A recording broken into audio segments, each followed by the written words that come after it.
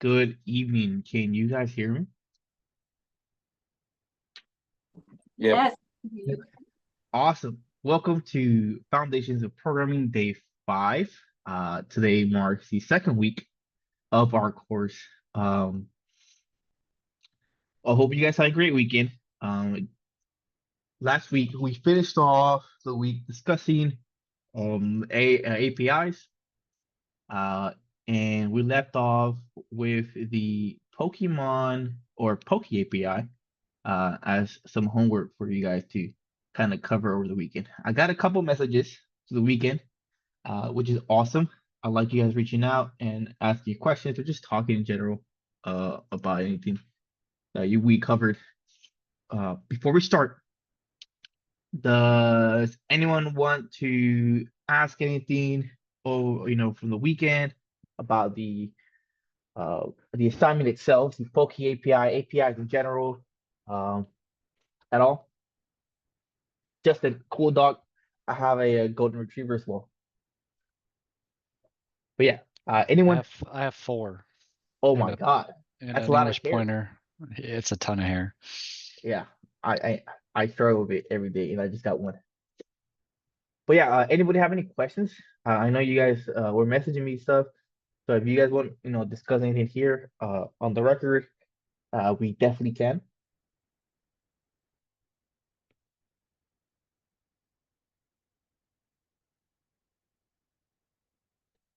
Anybody at all?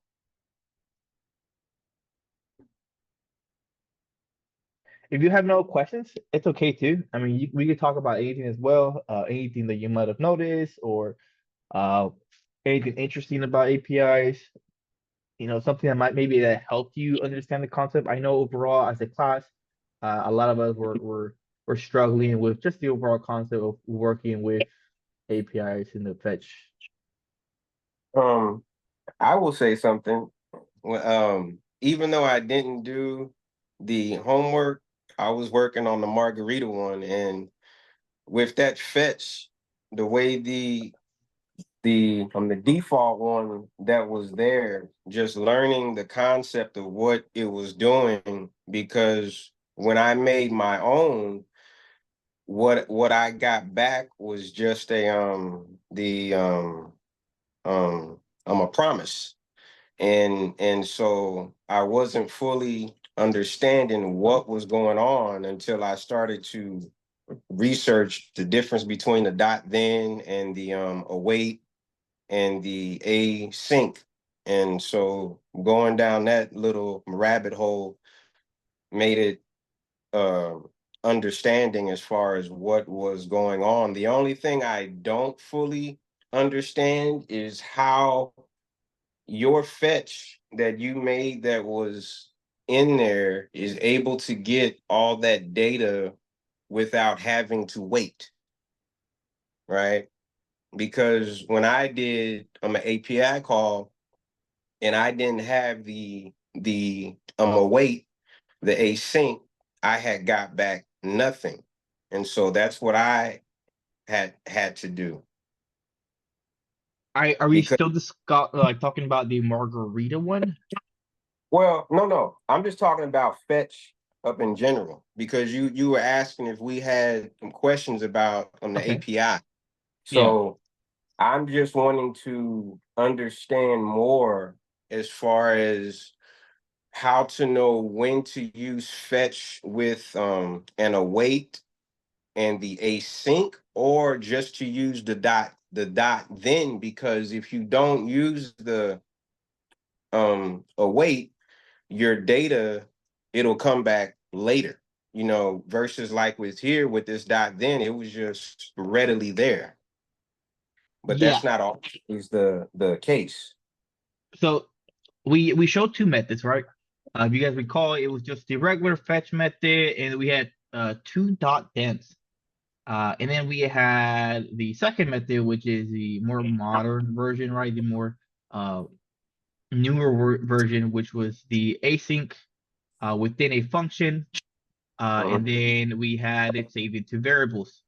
Um, so notice that on the async await function, we have two different variables here. One is has the await with the fetch, and then we have the other variable, which is the await with the data.json. So both of these are waiting, right? And then let's look at the other one. What do you recognize about this one? That's very similar to that one. There's two .thens, right? So they're pretty much both doing the same thing, either then or await. It's basically doing the exact same thing, right? We use it in two different areas. One for actually parsing the data, and then finally actually parsing through the data. What do we do with it, right? So it uses it twice. So that might have been what probably was happening to you. You're probably just doing like .dan and then trying to convert the JSON and just use the JSON directly. I don't know. But yeah, that's the difference there. But this is a much cleaner version of doing it. So I hope you guys kind of stick to this one. Did that answer your question, Mike, or kind of what we were, around the same ballpark of what you're talking about? It does. Okay. It does in a little bit. Yeah. So. Okay. Awesome.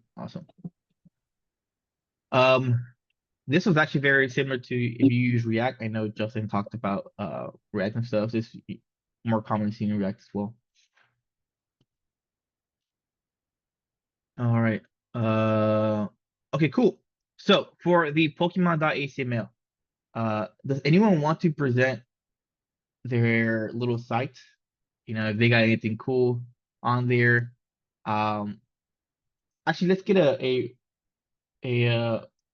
let's do a little vote real quick. Thumbs up, thumbs down if you guys actually completed or were able to work um on the assignment. I don't want to kind of just jump over it if you guys haven't had the time. I understand that we're busy even on the weekends. Danielle, you got it. Kim, you got it. James, awesome. Justin, you did not. I know McLean, you said you didn't.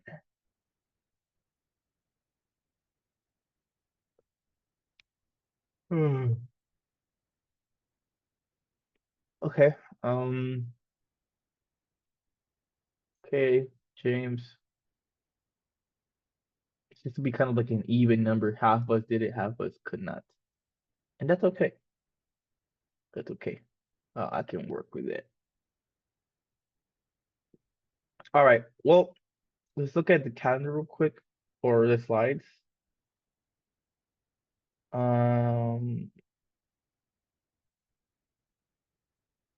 Okay. Yeah, we're gonna go ahead and keep moving forward. I mean, actually, today we kind of had APIs scheduled out anyways. For those of you that did do it, do you guys get far? Do you guys want to kind of show everybody else how it went, uh, or what the end result looked like?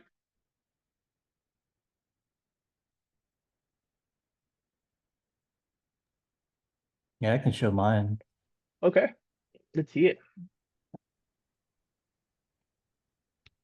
Let me pull it up.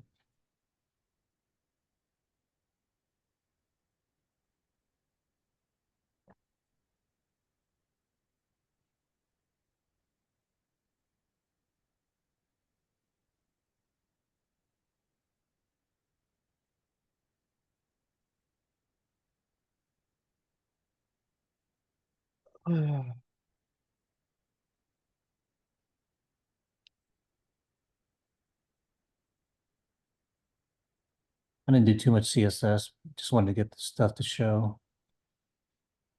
So if I look up, for example, Charmander, the name should change to Charmander, should show a picture of Charmander, and then it should give the type fire.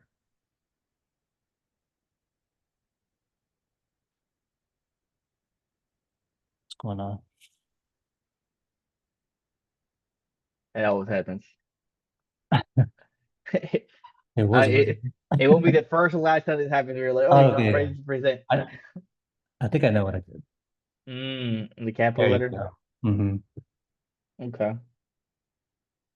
And then That's I added, important, guys. That's important, by the way. Uh, and if the API doesn't do that for you, then it's kind of up to us to ensure that we filter out the input of the user. Do you guys know what like? I never mind. It's out of topic. Continue. yeah, and then I added that shiny checkbox. So Okay. like shiny and then search again. It'll give me a different image. It'll show his backside, which is a shiny, I guess, shiny image. Yeah. How about a Pokemon with multiple types? Ooh, I didn't Who's call got it. one? Who's got a for my little Pokemon nerds? Who's got a? I got it. I know you did, Gary. I saw you unmute your mic quick as hell. Go ahead, tell us. Hold on, let me screen share. Don't mind my daughter. She's in the room. My wife It's just okay. got back from the store. Um, so I'll just start it over. Um, I mean, this is the basic of it. If you put in a Pokemon like Charmander, for example, it pulls up the picture. If you click the shiny box, it shows the other picture. Um, and then if you put a Pokemon with more than one type, it'll show both of them. That's sick, dude. Nice. Okay, Uh, Gary. You spent a lot of time on this history. no, I did not. Okay. I still couldn't Okay. get through the calculator though. I was having trouble trying to like break it down and um trying to develop the logic for it too. What do you think separates the calculator one to this one? You said what separates them? Yeah, what makes the one for with the Poke API easier, which you were able to complete? What separates that from the calculator, which you seem to be struggling? What do you think is different from both of those assignments? I think it was for me was trying to build a logic and then trying to like take the information from the HTML file, bring it over to the JavaScript file, and then bring it back. Um, I mean, I but mean, you're doing that with the Poke API, right? You're taking yeah, the input, you're changing the name, the type, you're changing images. You're doing the exact same thing, right? So how is the other one different than the Poke API? It's the I don't know. exact same thing you're doing. I was probably more or less just like overcomplicating it, if anything. Okay. I only ask not to pick on anybody. I just want to Yeah. make sure where the disconnect is when it comes to the bad calculator. I want to see where I can help you guys the best. I think the logic of the calculator, the JavaScript logic, is just way more complicated in getting that function to work, to Yeah. make the calculator work. I think. Okay. I agree. There's more steps in the bad calculator for individual work. And then with the API, you're just bringing in and, separating data and organizing the data and displaying the data. Whereas on bad calculator, you're actually creating and organizing the functions by order of operations and all those things. So I think there's a lot more, with iteration and looping and then returning data and organizing the data within your functions is a lot more difficult than this. Okay. Awesome. Thanks for that feedback. Uh, that's exactly what you guys are gonna be doing. So the immersive program, guys, it's kind of it's supposed to be very close to like 4 months, right? The actual curriculum itself, if you guys go through the immersive program, uh, it's about 10 weeks of actual curriculum, 10 to 12 weeks. The last 2 weeks are very, very quick. The last 2 weeks, yeah. But the actual curriculum itself in the program, for those of you going to the immersive, I would assume the evening and weekend one is similar with the amount of curriculum, just the way it's split parts differently. But the immersive program, only 10 or 12 weeks of it is actual learning. I'm sorry, I don't have my camera on. The remainder of your immersive program is group projects and individual projects, right? Your personal projects. We hold your hand from the start, right? to the very end of the curriculum. Everything that you're gonna do will be given to you, right? You will have notes. Everything is pre-built for you. All the repositories are built for you. You will have cheat sheets. You will have resources, right? You will have recordings. When you're given an assignment, you know what the start point and the end point should look like, right? You will have an example. You will have your TAs. You will have the instructors, and they're gonna get to personal projects. There's no help there. All right. There is no help. No one's gonna tell you what to do. No one's gonna give you a boilerplate. No one's gonna tell you what your final project should look like. What is gonna happen is you're gonna be given a shared document. It's gonna be like an Excel sheet, something similar to that. And then they're gonna share the link and they're gonna tell you guys, find your name and then put what your project is gonna be. It has to meet these 4 criteria. The criteria will be you have to use React and Django, so it has to have a front end, back end that you will create yourself. It cannot be a duplicate with the students. You have to have front capabilities. You have to use a third-party API. And I forgot what the other criteria was. But as long as it meets those criteria, you can create that website. They can be anything. I saw people create a website to find the nearest toilet. It was straight and simple, but he got it done. I saw people create personalized like gym apps and whatnot. But no one's gonna teach you how to do this, right? It's gonna be like 2 weeks of breaking your head trying to figure out like any logic that's gonna be on your website, you will create it. You have to do it yourself. So you guys need to get very comfortable with working with these functions. A lot of program itself is just creating functions. That's a huge part of it. All right, so get very comfortable with these working with the functions, working with data, working with for loops. All right, it's a lot. As we get deeper into the foundation programming, I'll show you guys some more stuff like my own project. I did a kind of like I wouldn't say it's a Spotify clone, but I created like a music discovery app. So that was pretty cool. All right, so working with the Spotify API, I don't know if you guys ever, which you probably haven't, but the Spotify API is not user friendly. Out of the 2 weeks, I spent a week itself working how to get the API to work. A week. Half the time of my personal project was trying to understand how the Spotify API worked. It was insane. It came, which is funny, and I'll finish the story later. It turns out I was actually, committing some kind of crime with the way I was working with it, with the API. I was trying to share, my music with the rest of the world without a subscription. I'll talk to you about it later. Point is, these things, no one's gonna teach you this stuff. You're gonna have to go out there and learn it. We'll teach you what you need to know and the tools. But what you want to create, what's in your little head, and that you want to put on your screen. These are the problems that you're gonna have to solve yourself, right? So try to understand this logic, the functions, how to put things together, loop through your lists and stuff, the data you're collecting, whether it's your users, right? Whether for my case, when I did my personal project, the users asking, the type of songs he wants, right? Genres and how much beats per minute I had on these songs, or how happy is a song, or how popular it was, and then I had to filter out all these thousands of songs and give them what they wanted, right? That's logic you guys have to create. So get very comfortable with it. All right, we're gonna go ahead and move forward. So that was the Poke API. I don't want to hold half the class, so you guys kind of saw what the end product should look like by Gary, and I forgot who was the other person presenting. That person is very quiet. Daryl, is that you? Yeah. Okay. That's me. Yeah.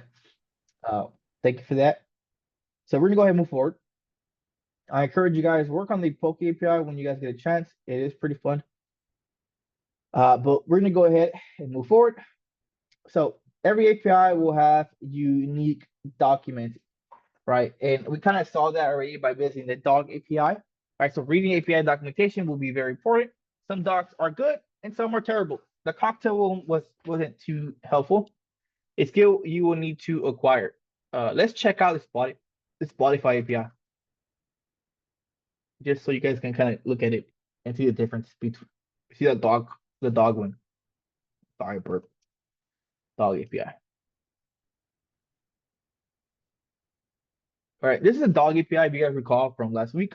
Very straightforward, very simple. There's really not much to it. Even if you actually go to the documentation itself, uh, there isn't really much documentation. It's you have these 5 different selections here of endpoints for your API, but very straightforward, nothing to it. And then we look at a Spotify API.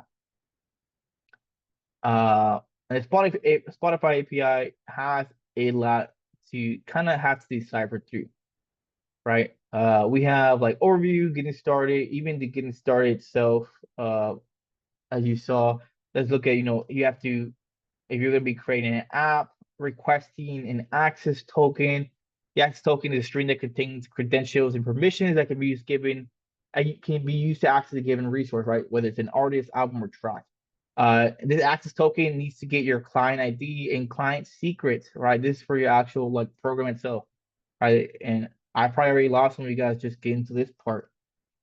The client ID can be found here, and it shows you, yada yada. So go to dashboard, click on the name of your app you just created, click the settings button, and that's where you find your client ID and secret. They just looking at this, right? Sending a post request to the token endpoint URL.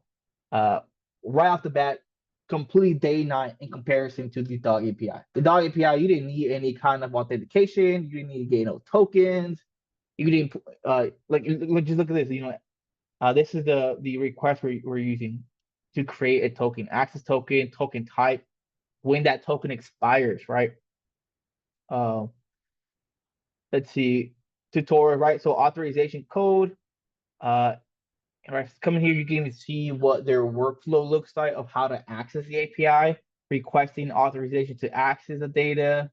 It requires a client ID, response time, redirect URL, state in the scope. You send that to Spotify, right? And then they give you, they authorize the login. And this is just showing you kind of how the flow is supposed to work for your application. Completely different from the dog API. The dog API is just, hey, yep, take this link, put this bad boy in your app, and you're good to go. You'll get yourself a dog image, right? And it goes back to the fact that some documentation will be very simple and straightforward. It's very user friendly. You don't require to create an account. Some APIs will require you to create an account. They'll give you some kind of key that you can access yourself, because let's say, for example, like this API isn't completely free. They give you like 100 free calls as a developer if you want to use the API. But then after 100 free calls, you can no longer ping their API. You require a membership. Stuff like that, right? All APIs vary on which one you're using. The Spotify API, you require an account, I believe, if I remember correctly. I don't know. Yeah, you do. I needed one so I can access it. But that's different from the dog API, right? The dog API, the documentation was very straightforward. All it had was endpoints. You didn't need any kind of workflow tool to show you how it's supposed to go. You didn't need all the extra code snippet to help with your code. So some will be good, some will be bad. Some will be bad. If you guys ever seen the videos, like sometimes maybe good, sometimes maybe shit, right? So it depends which one you get. You don't know, right? So picking your APIs, just be careful with those. Okay, I accidentally closed it. Sorry. All right. Next thing we're going to cover is going to be your local storage, right? So an API is an application programming interface.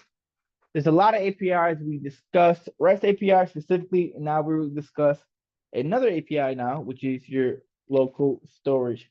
And local storage is very helpful, especially for like a developer. it's gonna allow you to kind of save information within your web browser, right? So local storage can be accessed by going to your browser, going to your inspect tools, and then within your inspect tools, you're going to go ahead and go to the very end. I believe it was memory application. There you go. Application. Go to application and you'll find this this tab, this bar right here on the left side with different options. The very first one in storage should be your local storage. And you should already have some stuff in here. Right? This local storage, it keeps track of certain things. What you guys are gonna be using it is for keeping track of typically your tokens. And typically these are very temporary, right? It's only while you're in this page, well, while the browser is open, right? You're saving stuff in your local storage. Depending on the site itself, sometimes when you log out of the site, it'll delete stuff out of your local storage. You won't need it anymore. It's also where you can find your cookies, right? If you guys know where the cookies are, kind of keeps track of what the sites you visited. Thank God I deleted everything. Can't let you guys in my personal life. But local storage, right? You can save a bunch of stuff here. And you guys gonna be using it for your tools, right? And there's a way to add stuff in here and delete stuff. And that's kind of what we're gonna talk about real quick. All right, so what is local storage, right? So local storage is essentially a kind of API that allows you to store data across your browser sessions, right? Why is it important and what happens to our app right now when we refresh the page? Let's check it out. I wonder if there's I don't recall an example one for this. Let me go ahead and open up my browser. If you guys have your apps open, your apps, check it out, kind of refresh it. Maybe we can even see it here. I don't know if you can see my page. So looking at local storage here, even refreshing it, you see real quick, it took, look, we even loaded up new things after we refreshed it. So new things got added to the local storage. And we saw it took a while. It kind of deleted everything and then slowly refilled itself, right? Let's see that again. It starts off, some things were not in here and they slowly get added. As things load up, they start getting added to it, right? But it definitely was a lot more stuff saved into our local storage than initially. And so what it helps you do is keep track of different things throughout your browser sessions. Let's go to google.com and see this change. Right, so we moved to a different page and the local storage changed completely, right? We only have 3 different things saved in here. And this is gonna allow you to keep track of the different states, right? Especially when working with React. And we'll see that, especially when you're kind of just developing, messing around with your stuff. Now, it's not the most secure thing, so it's useful for developing. You don't want to save anything like very important within your local storage. Because it's not too safe. I'm trying to find my repo. Sorry, I woke up like 10 minutes before getting on this call. I'm a little unprepared.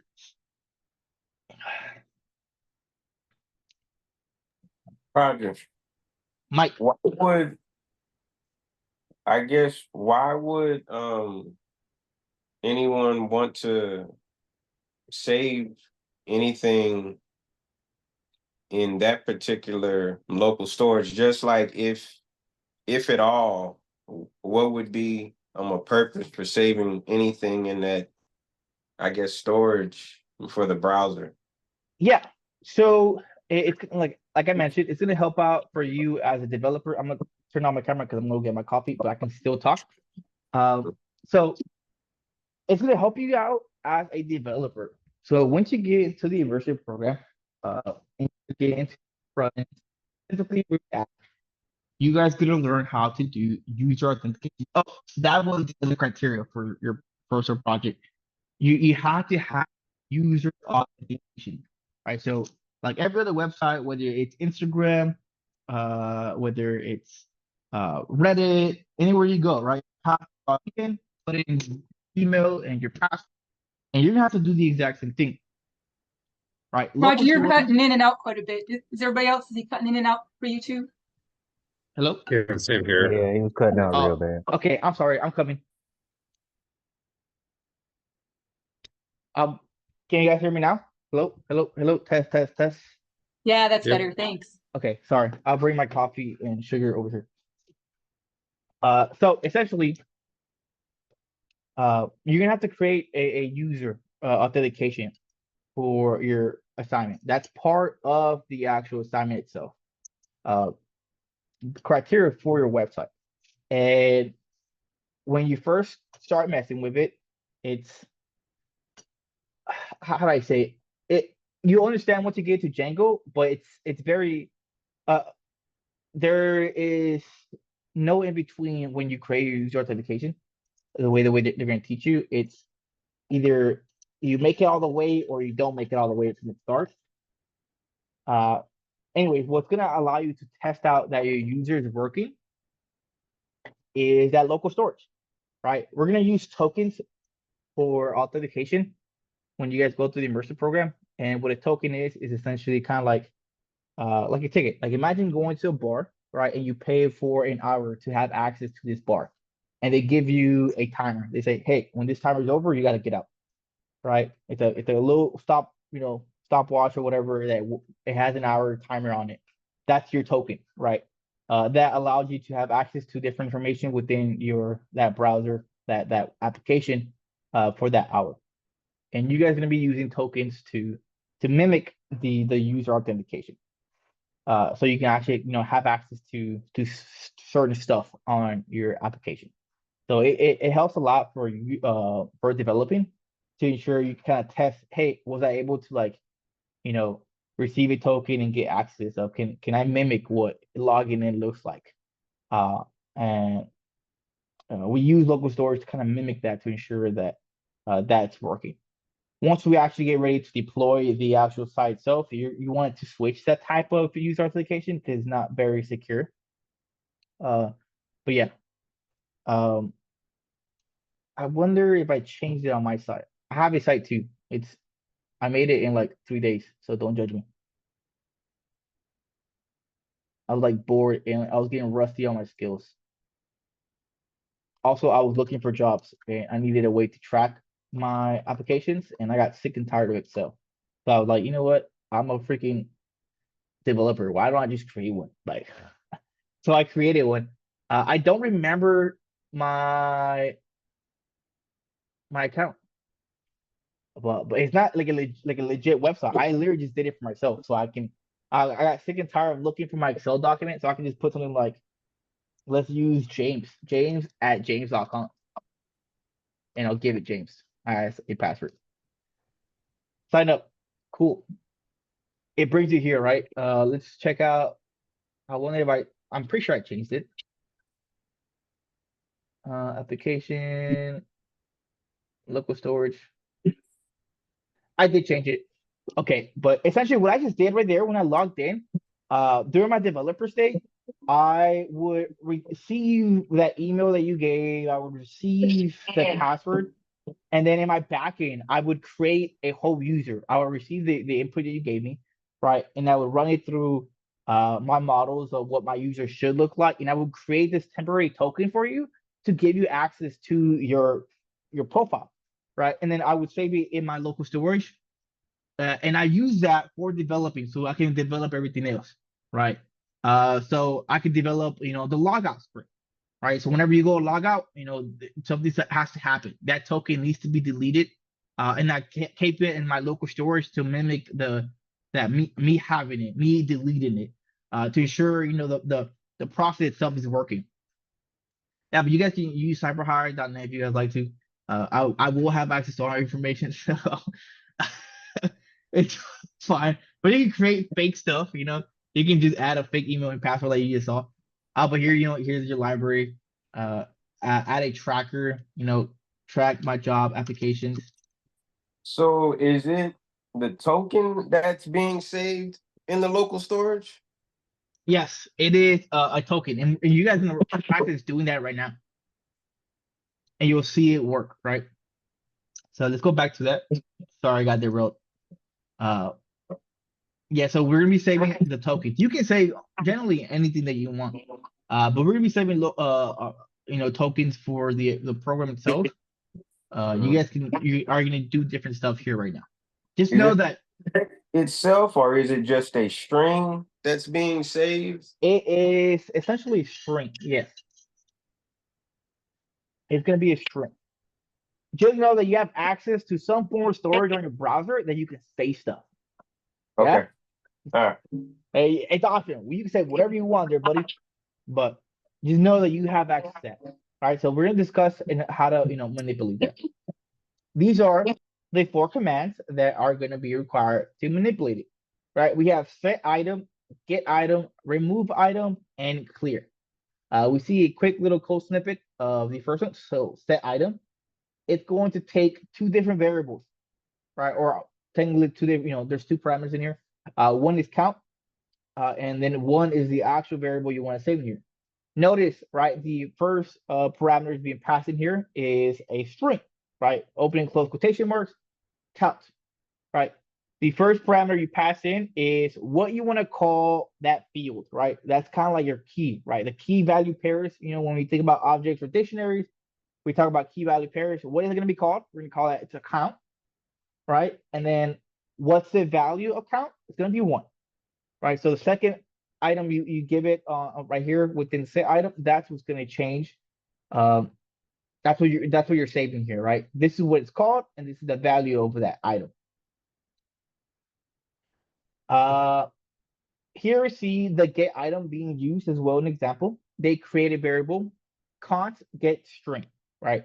Get string. They create a new variable, and they assign to it the value of whatever returns from the get item method. They do local storage dot get item. Well, which item do you want to get?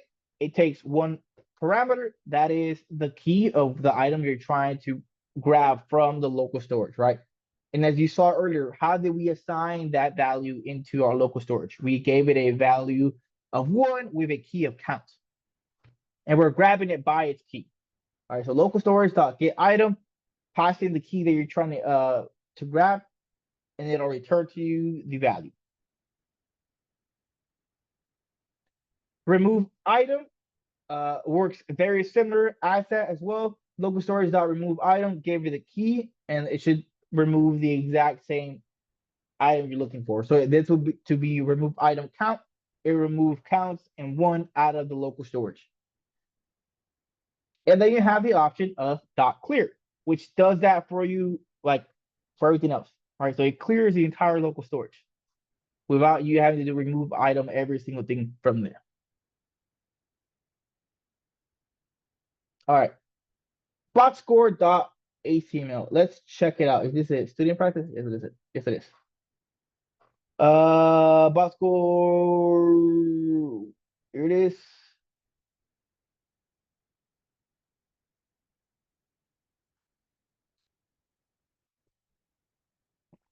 Okay, so here is your local storage example. Just looking at it, we have an image. It may be like an H4, maybe. Let me check it out. Dang it, dude, I'm good. All right, we have an image source and we have an H4 within our HTML. Very simple. As the kids say, very demure. Assignment. Look at you, Danielle, laughing. So you're gonna create a button that adds 1 and a button that subtracts 1 to a box score stored in local storage. All right, the current count in local storage should be mirrored in the DOM. Finally, added button that resets the count to 0 as well. Right, so what does that mean by mirror in the DOM? We should be able to display it as well with on our page. So whenever we add something to that count, we should also change it on our page. So somewhere within your page, you need to display the count, right? Let's go ahead and go to the inspect page. We say it's application. There's nothing here. All right, let's look at the JavaScript.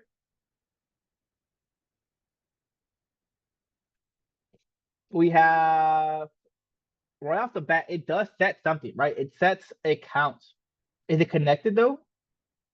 Script type JavaScript, yes it is. Once we load the page, there should be a new count in there. Let me close this out. There it is, right? So whenever you load up this page, it should give you this, which is gonna be your pretty much your local port, right? Click it, and you see count is assigning here as well as the value, and we see that being demonstrated in the JavaScript. That's right off the bat. Once the page loads, and it gets to it loads up our HTML, so it gets to this part right here where it says script, right? It's gonna add our JavaScript. It's gonna load our JavaScript. And the moment JavaScript loads, right off the bat, it's gonna run line 1, which is gonna be setting the count into our local storage. It does that. It creates that variable that we saw on that the PowerPoint, which is get item, and saves it to a variable called get string. And then on line 5, we're console.logging it. So we should be able to go within our console and see that it was console.log. And it was, right? We see here too on the right side, app.js line 5. So in my code on line 5, I'm saying to console.log something, and it was the get string, which is the value of count, which is 1. Right? So your job, right, will be to create a button that increases that count and a button that decreases that count, right? When you decrease and increase it, you need to display it on your browser as well. So you probably have to create some new element in your HTML that's going to display the count of what's in local storage, right? And then finally, add a button that resets the count to 0 as well. Cool.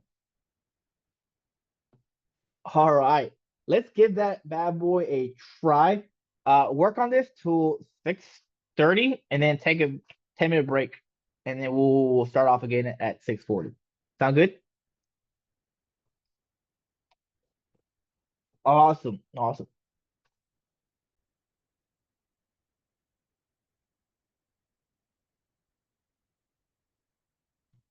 All right, let's go ahead and come back. Let's I'm assuming most of you guys finished it. Is there anybody here that did not finish it or was struggling with the assignment that we can kind of talk through and work through? So I'm not done, but I already grasp it. I already have the buttons, so I'm working on the functionality. This is almost the same as the calculator as far as the buttons and the functions. And so I was reading the values from the local storage, and it just wouldn't change the count. So, but I'm gonna be good though. So Okay. Is there anybody else that feels like they were struggling, or they could use some kind of insight or a talk through walkthrough that we could do together? I was getting hung up just on the showing the count on the web page, I believe. Okay. But I got everything else, basically, I think. Sure. Let's talk about that. Go ahead. Let's share the screen. Okay. And see what that looks like.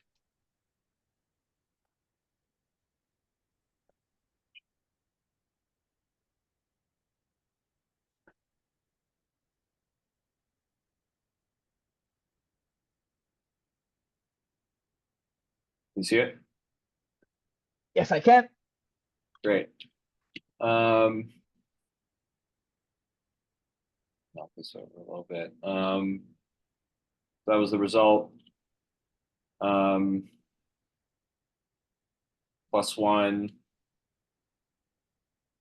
adds to the count and adds to the console. -1 subtracts.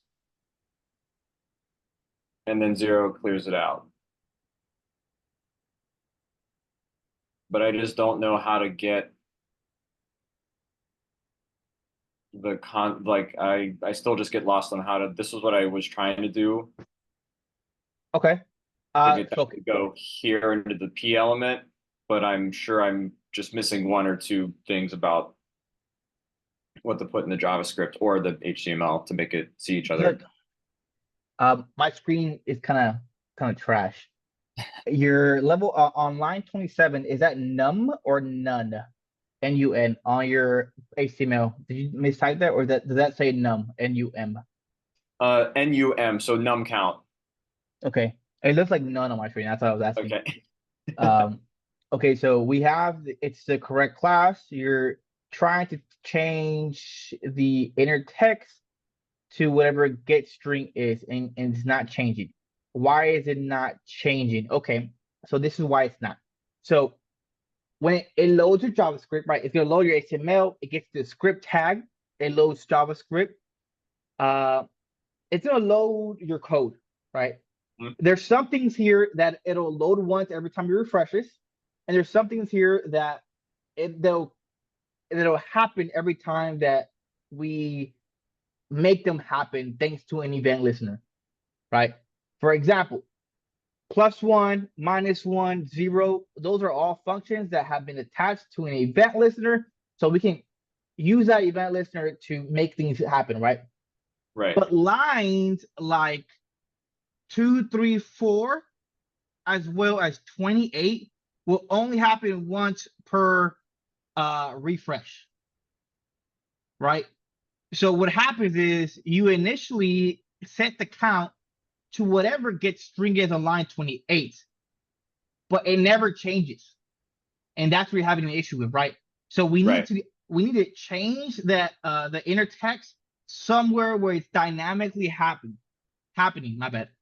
And when is it supposed to happen? Every time we add something, we subtract, and when we reset. So therefore, line 28 should probably be within the function of -1, +1, and 0. That way, whenever we press that button, it happens. Okay, so let's do Okay. that. Copy and paste it into all those.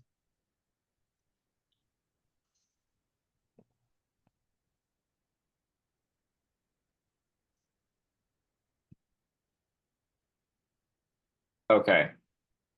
Right? Awesome. Great. Okay. I knew, yeah, got it. Okay, that makes a lot more sense now. Okay. Yeah. Hopefully that helps you understand like the overall concept of working with the HTML and the JavaScript, of Yeah, how that runs. it does actually a lot, actually. Yeah. Would there be a way to, instead of having it in every function, having it down here, is there a way to have a function execute constantly, I guess, on the web page? So whenever an action happens somewhere else, it just updates, you know what I'm talking about? Or does it have to exist in another function like that?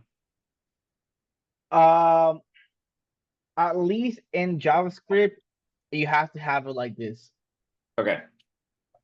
right? Because that's how it's gonna load your code and read it. Once we get into other programs like React, frameworks like React have like all this other stuff that can help you out to do different things like that. In this situation, it's gonna have to be like this. Okay, great. Awesome. Cool. Thank Anybody you. else besides James, guys? I'll stop sharing now.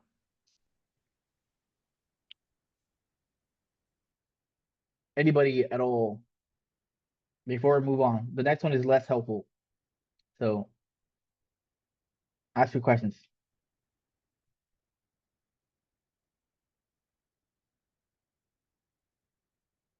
Okay.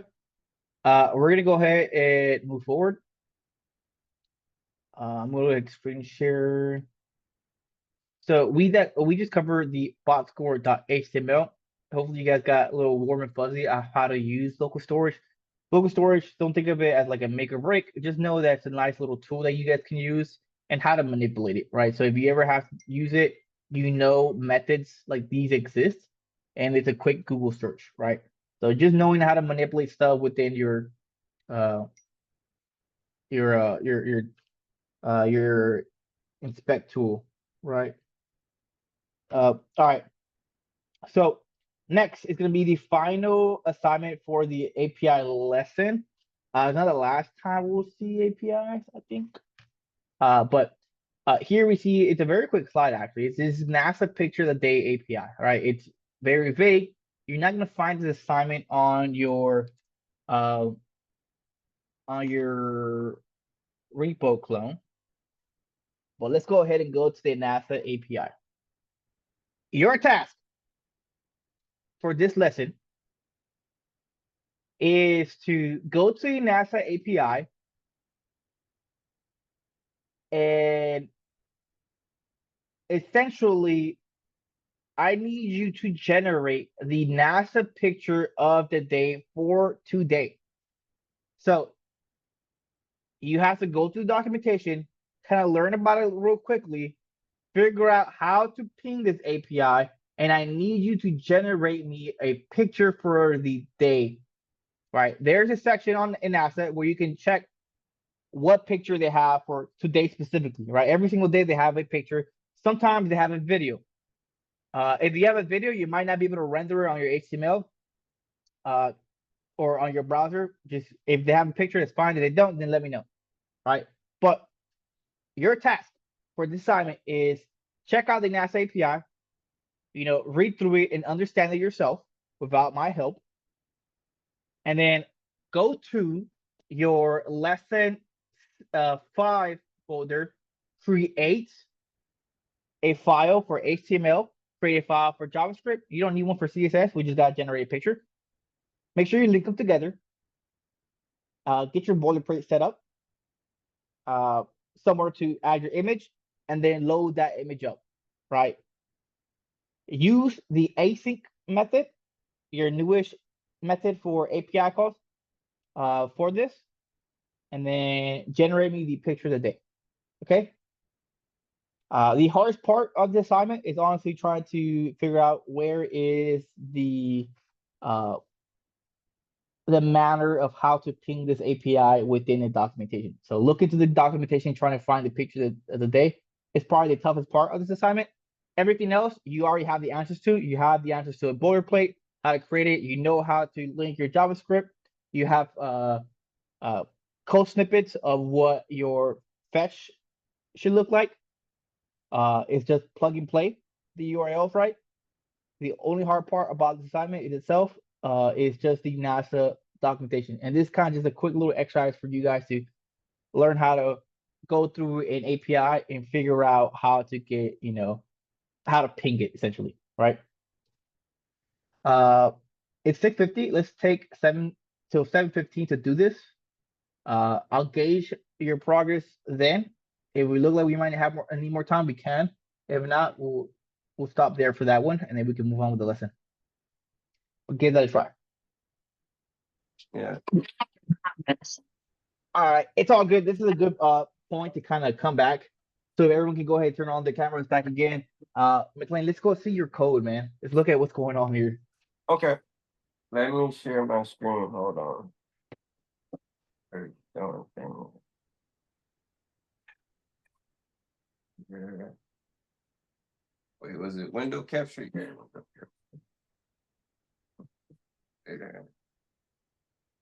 Okay, do you see my zoom in? Okay. Kinda. Okay, let me drag this across here. And then close out that tab on the left side where it has all your files.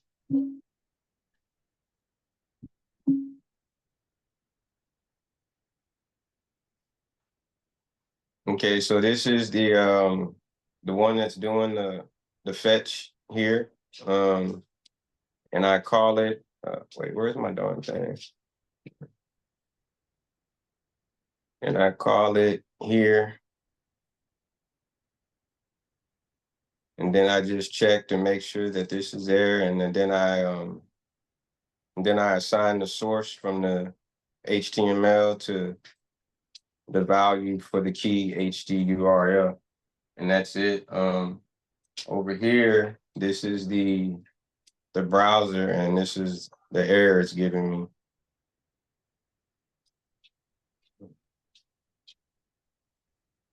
I'm struggling to see your screen. I feel like you have one of those wide monitors, don't you? Well, I got two monitors. What are you seeing? I can see it's just very blurry, especially to see your like the text for like the console. Um, and then in regards to your code, what is that function on line 17, 20, 22? What does that say? Okay, 17 is just clear. That clear is from the console clear. So each time I go into, I just clear the console for the browser, because when I was working on the margarita, it just kept adding up and adding up, and so I was just like, so I just do that as a way to refresh in a sense. Okay, that's interesting. I didn't know you can do that. You learn something new every day. All right. What's line 20? Line 20 is a console log. So if you look up here, CSL is console log, CLR is a console clear. Okay. Yeah. I just do that because I don't like to keep having to type out the whole word each time. So you're essentially, am I correct? The demo key, are you not supposed to replace that with your unique key? From the let me go back here. From here, it just says example query, because at first it was working for me. Like I did it like 3 or 4 times, and that black, it was a black background with the picture of the moon. I think it was, because it was gray, the planet, and so that's what I was using, that exact screen. Can anyone else correct me or him about the demo key? Are you not supposed to replace it with a key that's given to you guys? Yeah, I replaced mine. I did too. Okay. Yeah, so you're supposed to, if I'm still correct, because I haven't worked with this forever, generated a key and they should have emailed it to you. It should be like a very unique key to you. That should be replaced within there. Now that I didn't do, I didn't make a request for a key. I was just going off of what they actually had here, and so Okay. That's probably why you're getting like, too many calls. Like, maybe it did work at first, but there was like a limit to it because it was like a demo key. So you might have to do your own key to get that to work. okay, I will make. I mean, Oh yeah. okay. Yeah. Let's check out somebody else's in now that we solved that issue. Who else? Everyone was able to complete it? I'm assuming then. Kim, let's check out you, Kim. What's your code looking like? Well, it's nowhere near where it needs to be. Hold on. That's fine. And just tell us, where exactly do you feel like you were struggling with? I just didn't have enough time. Well, I still would have been struggling just because I had to think about everything. But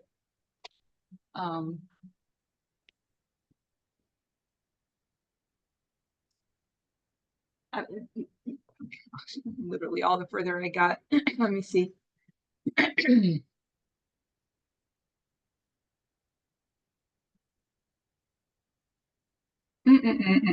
Yeah, I think that's what I want. Is that showing? What are you guys seeing? We see your NASA.js file. That's not what you wanted. I mean, it's we can see the code you created the. Yeah, my key, but that's not. I'm trying to share my HTML. I have Okay. 2 screens, and I'm pretty new to using 2 screens, so I'm struggling to get it to. Okay. I mean, we're looking at your VS Code. You can just switch tabs, can you not? Your HTML file. Were you looking for your HTML file? Yes. Let me just see if I can slide it over here. No, that's not what I want to do. It should be. Is it not this? Did that actually show up? I can see it on my screen. Is it showing up on yours? I can see your browser. No.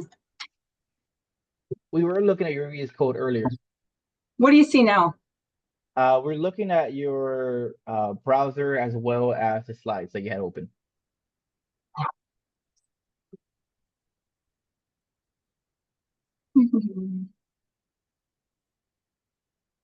I just need to practice this. I don't know how to get you. I don't know how to show you what I want you to When see. you press share, it'll have screens, documents, and an advanced tab. You should be under screens. You'll see like screen 1, screen 2, screen 3 if you have it, as well as application windows that you have open. So I'm trying to share my HTML. Is it showing up? Yeah. Yes, I'm looking at VS Code right now. You're in your NASA.js tab though. Just switch over to the HTML tab. It's right there. Yeah. You had it right the first time. You just had to switch tabs. Oh, yeah, I didn't. So all that shows is the date. And I was thinking that that would be enough to like be a click, but it must not be. Doesn't recognize it as a click when they put a date in. Do you know what I'm saying? You have, oh, okay, I see, like the type. Okay, because when you're calling the ID, remember on the ID, if you go to NASA.js, you have to call it with the hashtag, right? So how do we select IDs in classes when we're using CSS or using JavaScript? You use a, dot dates or hashtag date, whether it's a class or an ID. If you go to your JavaScript, you're grabbing the wrong ID. Right. So if you look at your query selector, you have date there, but there's no dot Oh, or no there's no dot. hashtag. Yeah. Okay. Yeah, so it doesn't know what it's grabbing. And on top of that, you also named it like the same as like the type. I don't know if they're having some weird functionality there, but that was an ID. So you might have to hashtag. Was hashtag ID? I don't remember. Yeah, it is hashtag. I'm sorry. I'll get I've confused. been using class, but Yeah, go ahead, put a hashtag in there. So now that should work. Your button should work. It should run the get drink one. And we can console.log that date. So try it out. Tell me if it works. can you see my browser now or not? We cannot. It's fine. Just let me know if it's working for now. Whether it's generating the date. All right, so I picked September 1st. Look in the console like nothing. It's not recognizing that as an event. Okay, So I so probably need to have a button like, I don't know. So you have a function within a function. When you click dates, it runs your show image. So you're not calling that function. You have the function, but it's not calling. Does that make sense? Yeah, that's not supposed to be there. Was that There we go. from Try a that different now. one? That's probably why. Get rid of that curly bracket. See if it works now. Okay.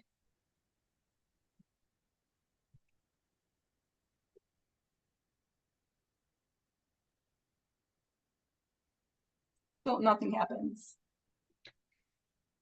So it grabs the query selector. Okay, once again, on line 4, you're not grabbing the dates, right? So on line 4, you only have date, but you don't have hashtag dates. So you have to do it there too.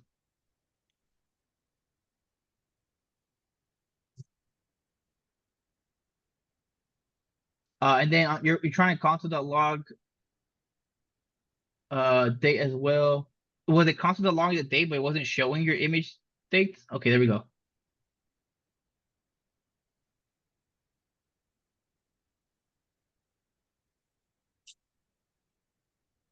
Okay. Happening. Go ahead and press. Are you sharing Windows or are you showing your applications? I didn't get a choice. When I click share screen. Okay, just share your screen. Oh. We can do that. We can do that. Share your screen. And then what you're gonna do is once you share your screen, I want you to press the Windows key and then left arrow. And it should kind of sort your windows so we can see both of them at the same time. There we go. Okay, So now we can see both. You have the date, but you're trying to console the log image date, the value. Let's make sure that the document, I'm sorry, the function is working. So remember, if you how do we check if something's working? Just console the log something before all that. Just type in hello. It don't matter. Okay. Refresh it. Just refresh your page. Your browser. It's still not console logging. So it's not working. The button is not working. There's no event listener on. Oh, okay. So you added an event listener to the image, the input tag. Yeah. Okay, I think that's where we were going wrong. I Do I need to not. have a button or? Yeah, if you want to do something with a button, you might have to do it. I don't know if you can add an event listener click on the input tag. Let's go ahead. What's your goal here? What are you trying to reach? I guess I want the event. I want it to work. I want it to hear the click or whatever. So I probably just need to do the button, right? Let's do a button. We can try that. I'm not quite sure how event listeners work on the input tag. What you could do is instead of a click, just make it happen on its own when it loads the page. How do Right. you do that? So that the console log, so line 5, line 6, do it outside of that function. Before it? Yeah. And let's Okay. get rid of that event listener. Just get rid of this altogether? Yeah, let's make sure it's all working. Go ahead. Oh. When you refresh the page,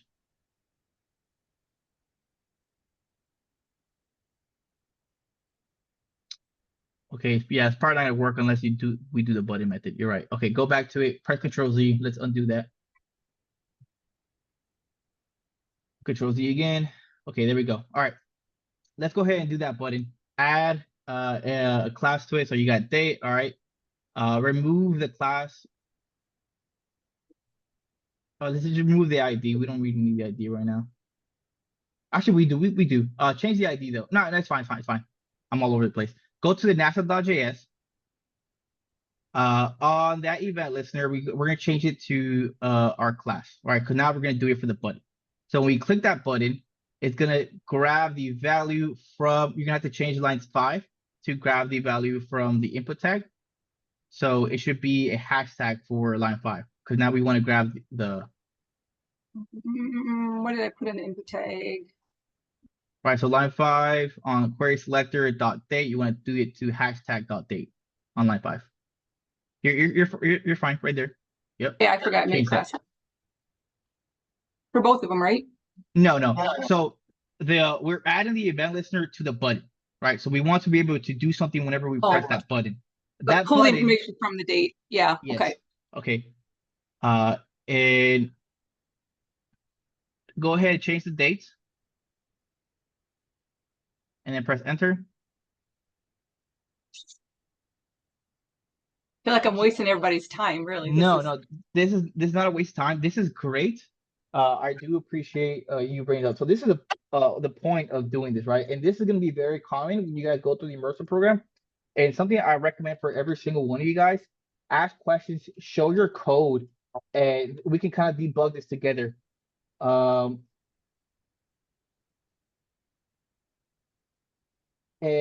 the point for this is for everyone to learn, right? Because you're not the only one that's kind of confused here.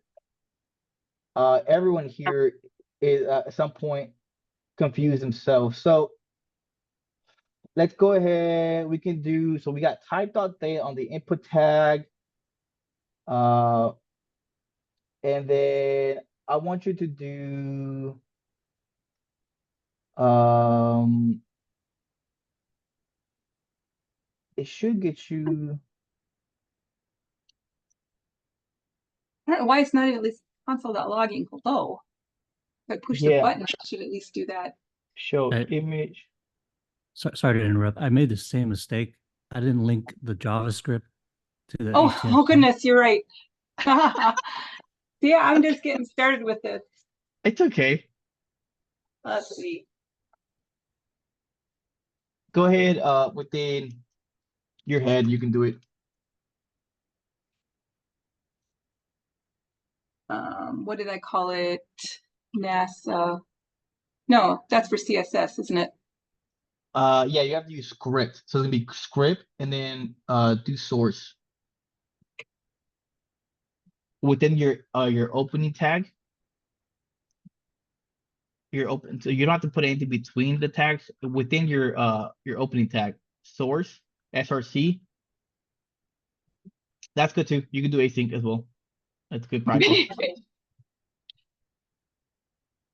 Don't I have to do this type? Do source. So I don't have to do all of this? I mean, you do. It's good practice, but I'm just trying to get this in here.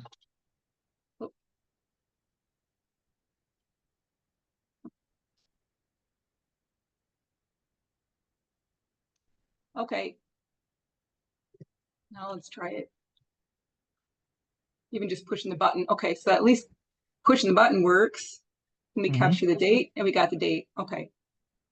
All right. Thank you. Just didn't link it. Not the first time I've made that mistake. It's fine. We live and we learn. All right, so it's grabbing that. Now we could probably actually get it to work without actually doing the button. But I mean, putting the button is good practice. So we can just leave the button there for now. So we got that button to work. Now we need the next part of this, right? Which is actually generating that picture. Mhm. Right, so we can do all this within the show image function. So within that function, let's go ahead.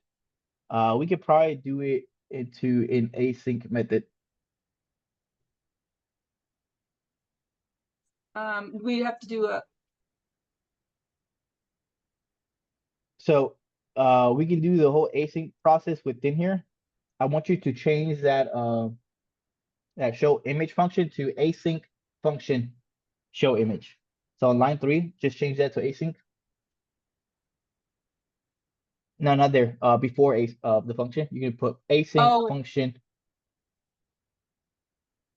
All right, so we're gonna make it into an async function. All right, now within here, let's go ahead and generate that URL that we had created.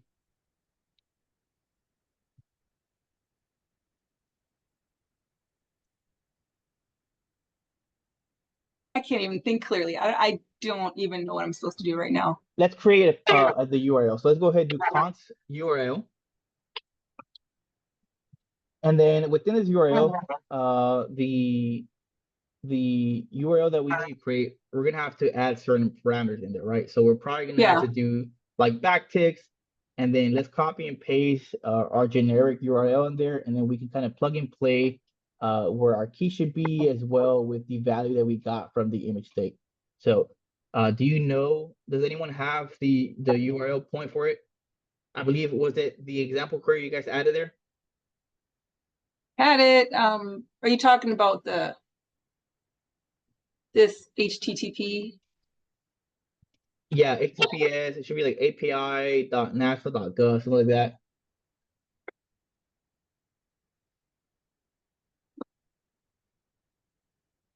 So this is where we'll have to change this to, no. What do we put our key in there, or we leave it demo Yeah, key? you would have to switch out. So wherever your key was that you got in your email, we're gonna want to put it in there. I have so many screens up. There we go.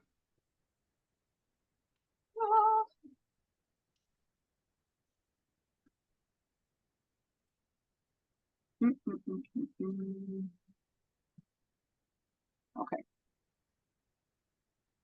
So here's my key. We probably won't need to get the dates. I think this automatically like selects your date for today and gives you the image, but I mean, it was still good practice. So we have the URL. And now what's next? So once we get the URL, we need to do, we're gonna create a variable, call it, let date, or sorry, let data is equal to await, yeah, await, and then do the fetch, and then give it the URL. Await space fetch. Oh, sorry, went to. Open and close parentheses. Within the parentheses, add URL in there.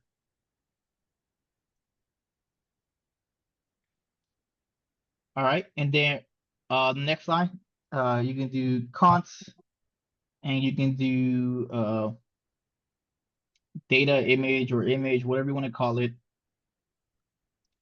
is equal to await let data dot JSON open and close parentheses. Is const required there, or can you still use let? You can use let, it don't matter. Okay. And then let's console.log that data image, make sure it's working. So after line 7, add another line. Okay. And then let's console.log data image. And let's run that real quick. We have some extra code in here, but does not matter. Let's get it. Press enter. Right, because it's on the button. Press enter. So we got data. Notice that it's grabbing 2024-09-16. So it automatically, this API URL endpoint, we don't have to add no date. If you wanted to specifically grab a specific date, what you did with your input, with the date input part, we would utilize that, but because this endpoint doesn't require a date, it automatically generates whatever the date is. We don't necessarily need it. But we have the data, open the data up, and just look for the URL for that image. We see that, I believe it's in HD. Okay, there we go. URL right there. So we have to, nest our way within there. So it looks like it's an object. Yeah, data dot, what is it? Oh. You're not gonna get it because there's an error on your line 7 because you added data dot, so it doesn't know what you're doing there. So just remove that. Let's kind of look at it real quick, see what we're trying to get into. We want to go into, it should be data image dot URL. So in line 8, go ahead, do the, you have data image already, just put dot URL. It should grab that URL. Right here? Yeah. Let's make sure it's actually giving us what we're looking for. So it's grabbing. Okay. Cool. Let's go back to our code. Let's remove that we don't need a date. So remove line 4. And your HTML, just remove that input tag. We don't need that input tag. Go to your HTML page. What line are you talking about? Your HTML page. So right now we're currently in JavaScript. Go to your HTML. Oh. Just remove that input tag on line 10. And now we want to grab line 11, right? So we want to be able to manipulate our image. We want to change whatever the source is there. So we go back to our NASA.js. Somewhere between line 6 and line 7, we're gonna do a query selector so we can grab that image. So document.query selector. I believe you added an ID called image. So it's gonna be a hashtag image. Yep, on line 11 you see ID is image. So hashtag image, and then at the very end you put .src. We're gonna change the source, and I want you to do equal and assign to it data image.url.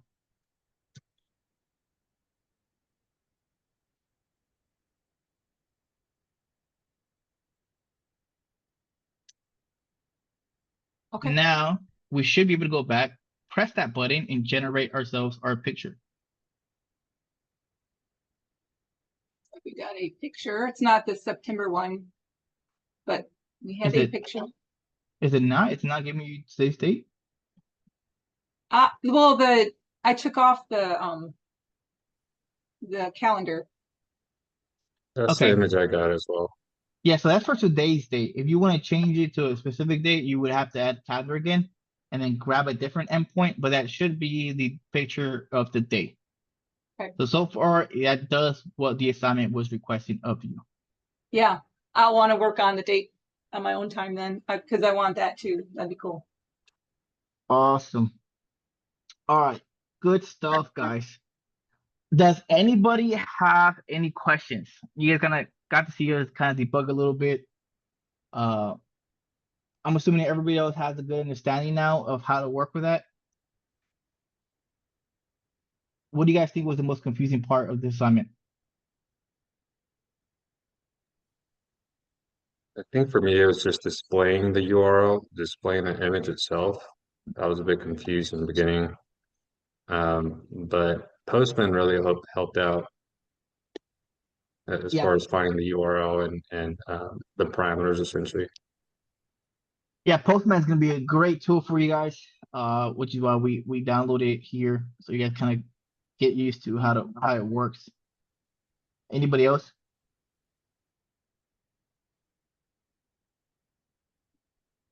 Awesome. We're gonna take our last 10-minute break of the day, and then afterwards we're gonna go straight into our next lesson.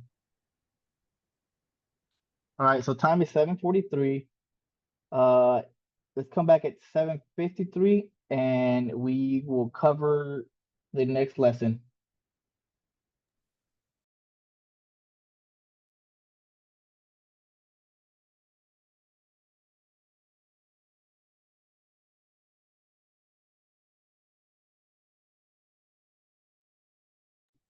Can't hear you.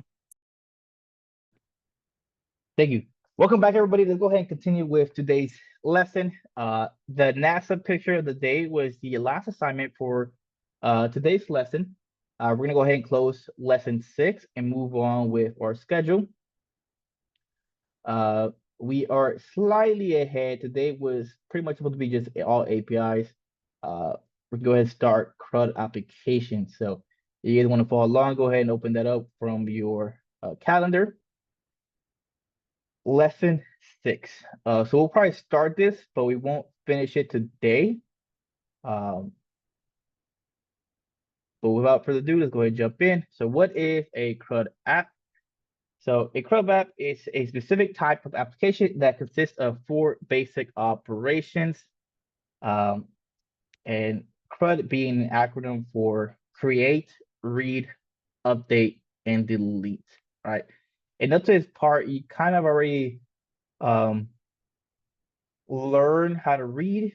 I want to say update as well as, oh, you have not learned delete. So we've been reading and updating our screen, right? So but reading being displaying information within our browser, right? So using the DOM to manipulate and show stuff, updating stuff, so updating image sources, whenever you press a button and you guys updated stuff there, whether it was some kind of tag that showed a number or text, right? But we have yet to create anything or delete stuff using JavaScript, and we're gonna do that today. All right, so these 4 operations map to the HTTP protocol method, the protocol that internet runs on. So create maps to post, read maps to get, update maps to put, and delete maps to delete, right? So if you guys recall your Postman, you had different options, which was the one that we were using was post, right? So I'm sorry, get. We were using get to get information from our APIs and reading the information. Post, put, delete are different options that you guys are going to be able to use as well. The way that we're going to be doing it during the foundations programming is going to be, we're going to be essentially, there's two ways of doing it. We're going to use JavaScript for ours here. For the actual immersive program, we're going to be using Django. But the main concept of today's lesson is being able to understand what they are, what post and put, delete are doing. This is not necessarily how you're going to be doing it in the immersive program, but it's to understand the overall concept, knowing that there's different ways of doing it as well. All right. So Postman and API. So this is an example of a read request or get request. You guys saw it. You see here on the snippet, we have Postman with the URL for the Poke API. They're grabbing a Pokemon, and it returns to them a different count of all the Pokemon they had, and the result was in order from the Poke API. So we are reading information from the server, right? So we haven't gone to the databases, but eventually you will have an API to your database where you can do more than just read. You can create, update, and delete data as well. This will be done through your backend using Django. Django will allow you to create different models to make these additional requests, but we can manipulate the exact same functionality with JavaScript, right? And we're going to be doing that via a to-do list. All right, so using a to-do list, when you create a task, you should be able to input something within this input tag and add, right? And it should create something for you guys. In this situation, you guys will be creating different elements, all right? For example, this should, if I was thinking of a to-do list, right? If I were to add a task, it should add something to a list, right? Thinking about an unordered list or an order list, it should create like a list tag within your document, right? That would be a representation of creating something. Reading should be being able to display this information on your screen. We see here as well, we have the initial image where we added our task, and then we can read the task that we have already built in. All right, so preparing a monthly report, lunch with Zach, buying gift cards and get groceries. Updating list once the item has already been completed. So once we already added that list item, we should be able to manipulate that list item as well. We see a representation of that on here. The buy gift cards, they change the formatting of the list item to have a dash through it. That's probably CSS, right? So I believe it's called like text decoration, and you can add like a line through is one of the values or property values that you can use. And then finally, deleting something from your list, right? So you should have a delete button that can remove that item completely. So delete an element from your list. When thinking about Crud applications, pretty much everything that you guys use on your day-to-day basis has Crud capabilities, right? Think about WhatsApp. So when you create a new chat, right? Using a create method from Crud. When you're updating the name of the chat, whether you're updating your contacts, whether you're updating your name, that's part of the update itself. The reading aspect of WhatsApp is being able to read your text messages, deleting, whether you're deleting a message, deleting your images, deleting a chat, deleting someone from the chat. Those are all Crud capabilities. Think about Facebook, creating an account. When you guys sign up for a web service, you create your account. That in the backend creates a user, right? It typically creates a profile. It creates a friends list that will start off empty. Reading it itself, whenever you sign in, it also goes to the aspect of reading it by displaying it on your screen. When you update something, whether you're updating your profile picture, you update the status of how you're drinking margaritas on the beach, when you update your name or your relationship status, that puts in a put request on the back end. When you delete stuff, all these applications that you guys use on a day-to-day basis have these capabilities, but we don't even think about it.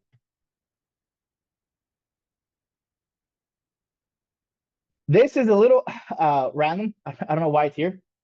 I do have to move it around. But it's a topic about tutorial hell. Uh, so what is tutorial hell? Who can explain to me what that is? Any Is guesses? that is that where we get caught up into watching so many tutorials that we don't actually get no hands-on practice? So you don't do a lot of doing, you just do a lot of watching. Yes. And you think you got it. You think you You know how to think you do it got it. because you Yeah. watched it so much. Yeah. Yeah. Right. The term for that is called tutorial hell, and that's very common, specifically in game developers. I know that because I was a little small indie developer myself, right? So when I first started trying to create my own games, I would watch tutorial, whether it was for a Unity what you call it, game framework, or Godot, or whether it was just coding in Python using Pygame. I would watch these tutorials, and they'll take you from point one to point to point B from start to finish. These videos are 3 to 4 hours long, and you follow through. By the end of it, you have a game. You have pretty much close to exactly what the video demonstrated, and then you go back and you try to do the exact same thing, replicate what you just quote unquote learn, and then you can't do it, right? And that's tutorial hell. So by defining our terms, so tutorial hell is a metaphysical space where beginner programmers are sometimes consigned as a punishment for flying too close to the sun of learning. All right, it's called hell not because it's full of red walls, platforms you got to jump up on random plasma rifle ammo crates, but because it has no natural end. You never get to a point where you're proficient enough or you know what you are doing. And I'm probably sure, some of you guys were probably in that exact same boat trying to learn. You found yourself trying to find tutorials how to do something, and then you code along. You think you're learning because you're coding along, and then at the end of it, you don't ever really learn anything. Uh, and why don't we, right? Uh, and honestly, you learn more by doing it yourself and messing it up and figuring out. When you spend 2 3 hours, I know it sounds a little excessive, right? Trying to figure something out and you finally get it through the acts of repetition, trial and error. You learn on your own to find out what works and what doesn't. And then when you encounter that problem, you realize I faced this before. I know what's wrong. And that's kind of what you guys are doing here. Uh, I guarantee eventually Kim will learn how to attach that script to her files, and she's going to experience it. When I see your code, it's not that I know exactly what's going on with it, but I've probably been in the exact same boat as you guys of why something wasn't working. All right, it's not that I'm a magician, but I've been there. I've done the exact same thing. Right, I've done it where I called it an ID when it was supposed to be a class, when um, I typed it in wrong, or I was using the wrong methods for it, or I added a quotation mark. There's a typo somewhere. That's from trial and error, right? And you don't get that good unless you actually make those mistakes yourself. Uh, yeah. So as I said, I don't know why it's here. It's very random. I'll probably switch it to the intro. Um, but yeah, it's like those YouTube videos where you're trying to watch something. They're like, "Oh, a quick word from our sponsors." And it's like, okay, that's very random. All right, so student practice in the to-do list.html. So you're gonna replicate a to-do list. Let's go ahead and open up our repository. Go to lesson 6. It should be the only assignment you have in here. Let's open that up. I'll kind of walk us through a little bit because I know it doesn't offer too much of guidance. So to-do list.html, JavaScript, and then a readme, right? So you're gonna build a replica of the to-do list pictured in a to-do list.jpg. Oh, my keyboard turned off. All right. So the intent of this assignment is to replicate this. Now, don't focus too much on the CSS or making it look pretty, right? It doesn't matter how pretty it looks if it doesn't work, right? So making it look like this should be your final go, but this should be close to what the end product should look like. Your to-do list should be able to CRUD, right? It should be able to create a to-do list, to look into the form elements might help. Right, so it should be able to create a different element itself. It should be able to read, right? So display it on your browser. It should be able to update items, so have a strike through on completed to-dos, or delete a to-do. So a delete trash can button would be nice if you guys can. If not, just make a delete button. It doesn't have to be that crazy, but you guys could change the delete button to make it the trash icon. And let's look at what that looks like right now. There's nothing here. All right, there's nothing here. So there's nothing in the HTML and there's nothing in the JavaScript. So you guys gonna have a blank canvas. You're gonna create your boilerplate, exclamation tab. Your JavaScript file should be linked, right? So you should have your script here. Add your async type, right? Add your freaking source. Afterwards, I need you to actually create something on here. Let's say H1, which should hold your, the list of your to-do list. Create we call it a div, which will be your actual to-do list itself. You might want to create your unordered list, right? And then leave it empty. The to-do items should be your list items. So you might want to create what those list items look like. Let's check that out. W3 schools. So if you guys go to W3 schools, go to JavaScript, go to HTML DOM.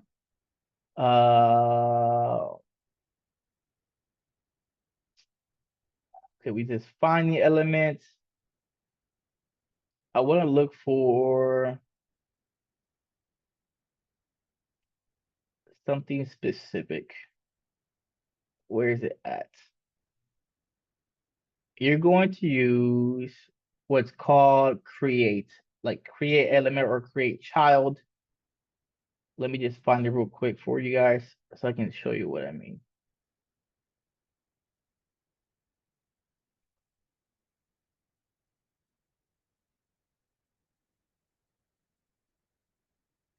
Create element. Here we go. All right, so it's gonna be under HTML DOM. If you guys go to HTML documents, you should have something like this called create element. And what that's gonna allow you to do is instead of manually typing in stuff like div or unordered list or list item, typing in an image manually into your HTML document, your JavaScript should be able to create elements, right? Just like we've used the method query selector, right? Just like we use the methods like add event listeners, you have other commands, one being create element. Notice here that here we create a variable called para, assign it to assign the element that we create here, which is a paragraph tag. Notice that they create element, open and close quotation marks, and they put the P in here. If this was supposed to be a div, they would put div. Right? If it was an image, it would be img. This would create an element for you. And then you can actually change the inner text just like we've done before, right? Nothing new here. So they did para.inner text. That allows them to change the text within this paragraph. We see here, this is a paragraph. And then how do we actually add this to our document? It's created, but it's not within our document yet. Well, you do that by this command document.body.append child. Right? Append child allows you to nest something within it, right? If you guys remember before, I believe last week, when we talked about nesting stuff, whether we have the parent or the child element, that's how this works. By appending child, essentially you replicate what this is doing. UL, unordered list, is a child of div, right? If they would have done document.div, or .div dot append child, it should append this UL into it, right? That's what that does for you. It lets you append different children into it. You can even grab stuff by IDs, very similar to before. Document.get element by ID. They grabbed it by the ID my div, and then did the append child. Here we see they didn't grab anything. They just they went ahead and just added straight into the body. They didn't specify, because we only ever really have one body, right? But let's say you're deep into your body, you have multiple elements like this, paragraphs, headers. You can grab it by the ID or even class. So you can do query selector, my div, do dot append child, and append it to it. Let's see how that looks like here. A div element. So we have, it's already pre-built. They have the header here, h3 a div element, which is this. Within their JavaScript, they have the JavaScript made here within the HTML, so don't get this confused. Just imagine this part right here is within its own JavaScript file. They did it, what the code showed us earlier. They created that new element P. Let's see if we can create a new one, like let image equal document dot create element ing, right? And then we should be able to do document dot get element, or we'll do query selector. Actually, we'll keep it to what we know. Query selector, my div dot append child, and let's add that image we just created.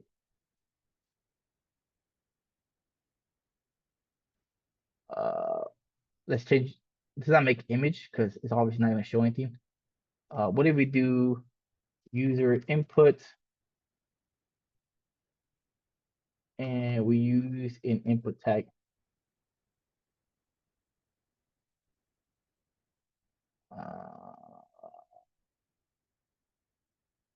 Probably have to change type. We'll use user pair. We'll keep it simple. We can actually visualize it. User para dot inner HTML equal my example,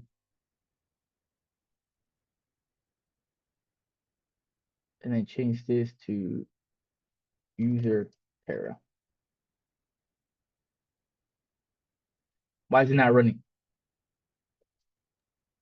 The query selector, you need to add I think a hashtag. Yep. It happens. Hashtag my example. Right. But notice that we are able to use query selector instead of the get element by ID like they use it. But does that make sense to you guys? That's how you're going to create those elements into your body.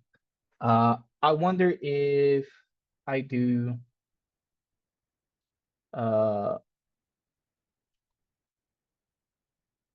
we should be able to do dot body. I might put it in the very top. There it is at the bottom. My example. So they right here, but by putting it in the body, we just put it directly into it. But same concept, creating that element. And you should be able to also delete stuff from here. Where is it at?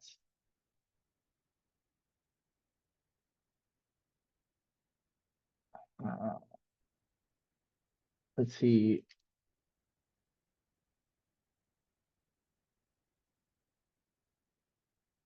We should be able to do remove. So there is a method called remove.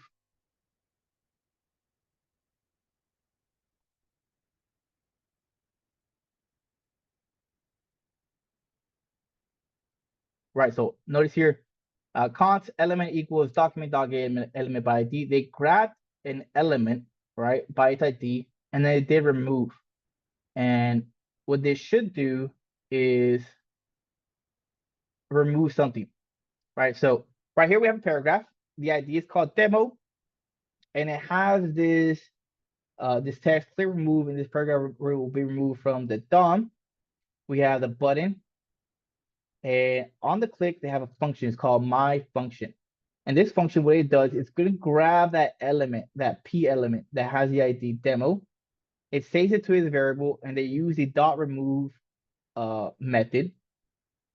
So by clicking this button, it's going to remove this text, and we see that happen. So that's how you would delete something from your DOM, right? Delete it from your HTML.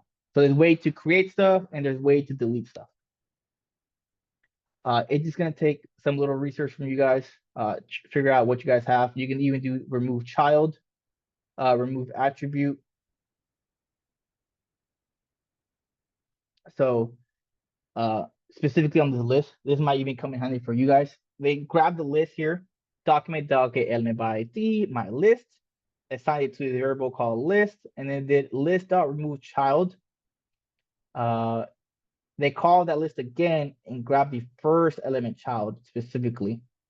And the first one here on the before is coffee. And we see here afterwards, it's no longer here. It's only tea and milk. All right, so this specific method was able to grab the very first element at the very top. So there's different methods to your disposal. It's just gonna see, you can either hard code it yourself, or you can figure out which methods go to what. If a list has child nodes, remove the list. You can even put at different indexes, right? So they check if it has child nodes in there, and then the remove child, they call the list again, dot children, and they grab it at index 0. So there's different methods to deleting different things. All right, it's gonna be up to you guys to choose which one's gonna work best for y'all. But is there any questions before I let you guys go on to this assignment?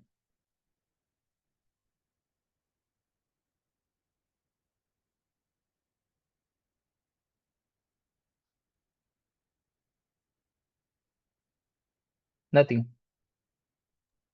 It's like tutorial hell. We don't know the questions till we've tried doing it ourselves. That's fair enough. I will be here on the screen if you have any questions. So let me know. Okay. Go ahead and give it a try, get it started, and I'll be here to answer anybody's questions. Put play. I hope you guys were able to get some progress on into your to-do list. Most of you guys probably just started working on it, debugging and whatnot. You guys don't have to work on it for homework. We're gonna do this tomorrow as well. If you want to do some research or mess around with it, you can. Just know that we will spend time tomorrow doing this. We'll even do a talk to walkthrough, and I'll code it for you guys as we talk through the thought process of it. But besides that, I don't have anything else for you guys. I will stay here and help out anyone that might have any questions or need help. But for the rest of you guys are more than welcome to leave the class. We are done for the day. Thank you very much.